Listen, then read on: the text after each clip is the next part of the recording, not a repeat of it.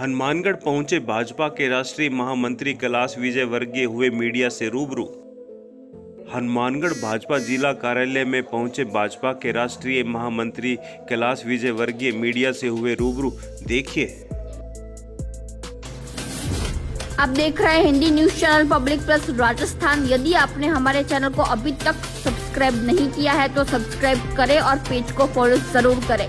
दुर्भाग्य इस बात का जरूर है कि यहाँ पर अभी जो सरकार है उस सरकार ने जो वादे किए मुझे तो एक भी वादा कहीं पर पूरा होता दिखाई नहीं दिया।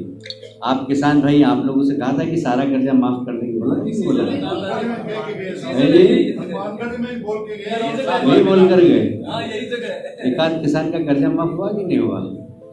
नहीं हुआ, किसी का भी नहीं हुआ। हमारे यहाँ क्या कमलनाथ जी ने चतुराई कर दी थी। उन्होंने क्या करा कि सबसे ये दिया कर्जा माफ करेंगे, हर जिले के 5-5, 10-10 किसानों का एक थोड़ा सा कर्जा माफ कर दिया, 1-1 लाख रुपया, 2-2 लाख रुपये, और कहते हैं मैंने कर्जा माफ की शुरुआत कर दी है, 5 साल बाद करूँगा। यहाँ पर तो मैं देख रहा हूँ कि किसानों को बोला कर्जा माफ, बेरोजगार नौजवानों को बोला रोजगार भत्ता। क्या नौजवान भी किसी को भत्ता वत्ता मिला क्या? मिला किसी को? तो कैसी सरकार है समझ में नहीं आता मुझे। लॉ एंड ऑर्डर की क्या स्थिति है?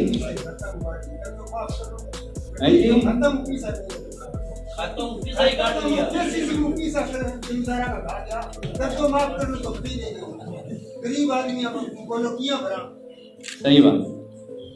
लोगों से कहा कि तुम बैंक का कर्जा मत भरो, वो एनपी हो गए, अब कर्जा लेने लायक भी नहीं रहे। क्यों भाई, गलत बोल रहा हूं मैं? किसानों के साथ सबसे बड़ा धोखा किया वर्तमान प्रदेश की सरकार ने, और ये कांग्रेस की नियत और नीति रही हमेशा। कहते कुछ है और करते कुछ है। मुझे कहते हुए गर्व है इस देश के प्रधानमंत्री नरेंद्र मोदी जब एनडीए के उम्मीदवार थे, देश की जनता ने उनको प्रधानमंत्री के रूप में चुना। आपको याद होगा एनडीए ने जब उनको अपना नेता चुना, नेता चुनने के बाद वो जब संसद के अंदर जा रहे थे तो सबसे पहले उन्होंने संसद की सीढ़ी को मत्था टेका। याद है जब यहाँ के किसान प्रगति करेंगे, यह देश जब ही विकसित देश बनेगा जब गांव का गरीब की गरीबी दूर होगी। यह देश जब भी प्रगति करेगा जब इस देश की 50% जनता महिलाओं का सशक्तिकरण होगा। यह देश जब भी प्रगति करेगा जब इस देश के दलित, शोषित, पीड़ित और पिछड़े वर्ग को उनका अधिकार मिलेगा। मुझे कहते हुए गर्व कि हर क्षेत्र के लिए हमारे देश के प्रधानमंत्री ने काम किया। चाहे किसान की बात करें तो जैसा भजन लाल जी ने भी कहा, सांसद जी ने भी कहा, यदि आप कल, आज और कल की बात करें, बीता हुआ कल, किसान के क्या हाल थे?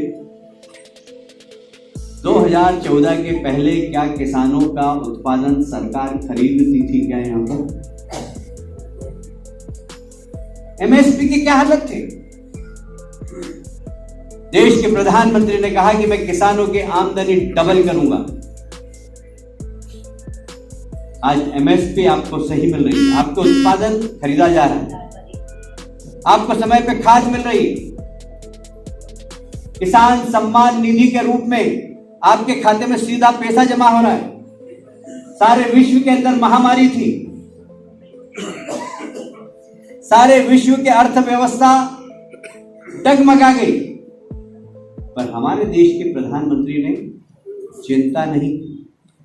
जब देश महामारी के दौर से गुजर रहा था, लॉकबंदी थी, लोगों से कहा था अपने घर में रहो, पर उस वक्त इस देश के प्रधानमंत्री को चिंता हुई तो उस गरीब व्यक्ति की हुई जो रोज खाता है, रोज कमाता है। प्रधानमंत्री जी ने घोषणा की कि गरीब के घर में प्रति व्यक्ति 5 किलो प्रति माह अनाज देने का काम मेरी सरकार करेगी। 80 करोड़ लोगों को इस प्रकार अनाज देने का काम। हमारी बहनें घर के अंदर है, माताएं घर के अंदर। आप सबको याद होगा जब कोरोना में सब माताएं बहनें घर के अंदर थी, जिनका जनधन योजना का खाता था उनके खाते में 500 रुपए सीधे प्रधानमंत्री ने भेजे। ये सरकार जो कहती है वो करती है, मुझे याद है। महामंत्री हैं, 8 महामंत्रियों को 3 माह के अंदर 2 या 3 राज्यों में जाना होता है और हम 3-3 दिन वहाँ रहते हैं। संगठन किस प्रकार चल रहा है, संगठन किस प्रकार चलना चाहिए, कुछ अच्छा नया काम करते हैं कार्यकर्ता तो उनसे सीखते भी हैं, कुछ कमी हो तो उन्हें समझाते भी हैं। कुल मिलाकर मुझे कहते हुए बहुत गर्व है कि भारतीय जनता पार्टी एकमात्र ऐसा दल है जो कैडर बेस्ड पार्टी, जो एक विचारधारा के आधार पर काम करने वाला संगठन है। हम अपनी विचारधारा संगठन के माध्यम से जनता तक पहुंचाने का हमारा उद्देश्य है और इसीलिए पोलिंग बूथ से लेकर और केंद्र का जो हमारा संगठन है उसके बीच में एक तारतम्य हो, इसका उद्देश्य है। मैं दावे से कह रहा हूँ कि गंगानगर हनुमानगढ़ की 11 की 11 सीटें भाजपा जीतेगी, क्योंकि यहाँ जनता में उत्साह है। मतलब मैं कल सुबह 7 बजे से अभी तक जितने भी कार्यक्रम मैंने अटेंड किए सब जबरदस्त भीड़ वाले, अपेक्षा से ज़्यादा कार्यकर्ता है, अपेक्षा से ज़्यादा वर्ग है। तो जो भारतीय जनता पार्टी के प्रति आकर्षण है वो साफ दिखाई देता है और राज्य सरकार के प्रति जो गुस्सा है वो भी साफ दिखाई देता है। भारत जोड़ो यात्रा राउत के सुर बदले नजर आ रहे, कहते हैं अमित शाह से मोदी से मिलेंगे, क्या कहेंगे? अभी तो उनसे पूछना, मेरे से क्या पूछना। हिमाचल के चुनाव को लेकर 2023 में किसका चेहरा रहेगा या विदाउट चेहरे? देखिए, हमारे यहाँ तो मोदी जी का चेहरा है। मोदी जी एकमात्र चेहरा है, उनका विकास वाला चेहरा है, उनका ईमानदार प्रशासन का चेहरा है, उनका इच्छा प्रकाशन का चेहरा। एक सर यहाँ एज फैक्टर का कोई है? अपने भाजपा में 70 साल की एज तय की थी, एज फैक्टर भी रहेगा?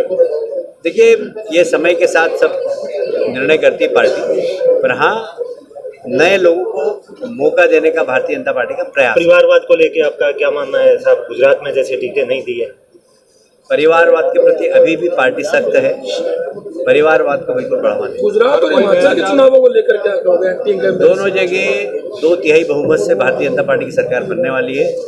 वहाँ पर एंटी इनकम्बेंसी नहीं है, प्रो सर कोई नवाचार भी बीजेपी अब करने वाली है विषय में हो जी? कोई नया नवाचार कोई और चुनाव को होगा तो आपको बताएंगे। आपके दौरे को लेके ये माना जा रहा है कि चुनावी तैयारियां की जा रही हैं, फीडबैक ले रहे हैं। देखिए, चुनाव की तैयारी, हमारी पहला चुनाव खत्म होता है और दूसरे दिन से हम दूसरे चुनाव की तैयारी चालू कर देते हैं, क्योंकि हमारा जो घोषणा पत्र होता है उसको हमें पूरा करना हमेशा। राहुल गांधी जी भारत जोड़ो यात्रा कर रहे हैं, कितना सच मानते हैं? अब वो कांग्रेस को तो जोड़ ले पहले, उनके पद यात्रा के बाद कितने नेता छोड़ के चले गए। सर एक लास्ट सवाल, एक छोटा सा सवाल।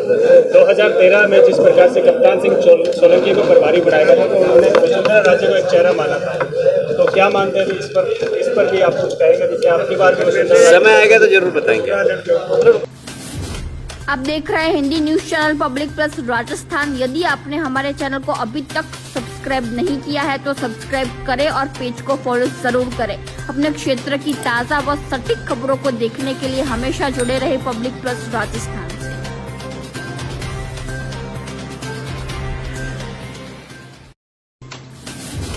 आप देख रहे हैं Hindi news channel public plus Rajasthan.